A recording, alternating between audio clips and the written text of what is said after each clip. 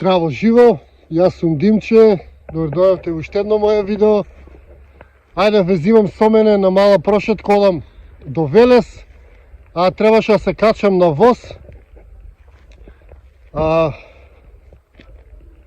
близина на моето еколошко село, на само 100 метра од моето еколошко село, има железничка постројка. Тоа е Тополка железничката постројка, која што овие денови ми ја укина. Иако има воз тековен кој што проаѓа таму, они се решија да ја укина таа железничка станица. Без најава, без консултации, онака мафијашки, грубо, едноставно ја укина. И тоа е тоа, меѓутоа тоа ме поттикна да размислувам како може во најзагадената држава во Европа и една од 10 најзагадени во светот се укинуваат така лесно железнички станици, се саботира јавниот транспорт и се мотивираат луѓето да возат коли. А нели треба да биде обратно? И нели ние треба да се стремиме кон почиста животна средина, кон подолг животен век и кон поголемо здравје. И мислам дека тоа се темелите на кои што треба да се стремиме. А со овие постапки на кои што јас лично сум сведок, укинување на 50 годишна железничка станица преку ноќ, без никаква најава, не знам, може би некоја теорија за зголемување на загадувањето во Македонија. И не знам докај ќе оди тоа загадување. И не знам како би се подобрило тоа, кога секоја година е се поголемо и поголемо загадувањето.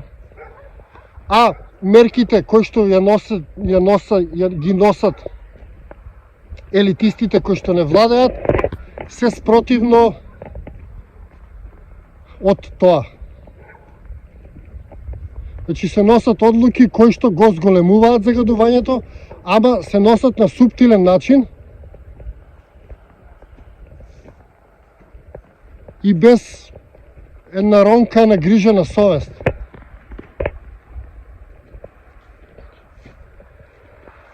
И токму тоа го сватив со укинувањето на железничката станица во близина на моето еколошко село, е како некој континуирано работи долго време на загадување на Македонија, а сите ние не принудува да бидеме соучесници во тоа загадување, за да ја сносиме заеднички одговорноста, затоа што тие космички закони или таа карма, доколку се стави врз еден човек, е огромна, и затоа тие носат одлуки во кои што ние со преќутување стануваме соучесници и така ја делиме таа карма и така им олеснуваме нив.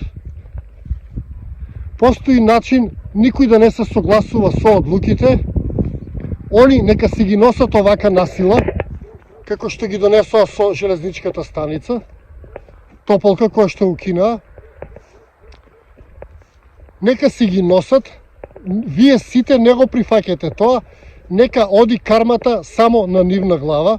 Значи јасно кажете, јас не се согласувам со укинување на железнички станици, јас не се согласувам со загадувањето, јас не се согласувам со чекорите кои што ги превземате, а се спротивно на обезбедување на здрави услови за живот и слично.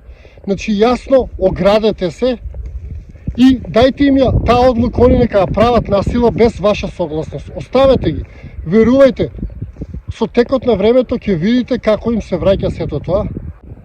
И како што реков, мора да ги научите тие услови на игра кои што ви ги поставиле и јавно да се оградувате од работи кои што не ви се допаѓаат. Значи не мора да правите ништо драстично, едноставно префрлете ја одлуката целосна кај нив, само вие кажете дека не се согласувате, а може би и да понудите опција некоја. Например, јас опција за железничкиот сообраќај би било да ставам уште 3 станици до Битола. И така мине возот. Што ако запре возот? Секако мине. Моите опции се тие. Јас со ова одлука на загадување не се согласувам, а се оградувам јавно од тоа и им порачувам на сите тие елитисти кои што не владеат дека одлуката е само на нивна глава и они ќе си ја сносат одговорноста. И би ви дал совет сите да го правите тоа. Верувајте дека е ефикасно и делува. Доста е само јавно да кажете на која страна сте вие, дали сте за загадување, дали сте за здравје, дали сте за болест, дали сте за ова, дали сте за она, затоа што верувајте во тие космички закони, тоа е важно и тоа треба сите да го правиме. Значи да кажеме дека ние не се согласуваме со ова што се случува и дека не го прифаќаме пред се околу загадувањето. Значи кажете, пробајте да го намалите загадувањето лично преку пример и кажете дека вие не се согласувате со сето она што се случува околу загадувањето, например. Ете, тоа се тие некои мои совети, тоа е некој мој размислување.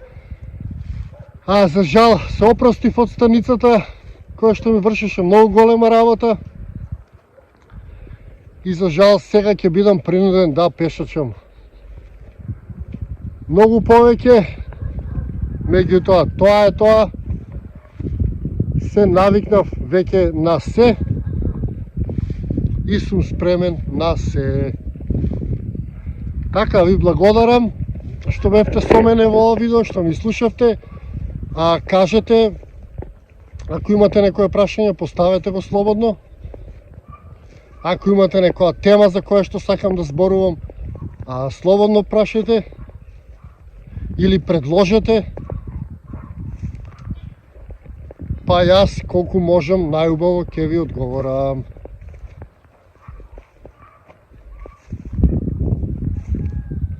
Така, ви благодарам, ве поздравувам од овој убав сончев ден.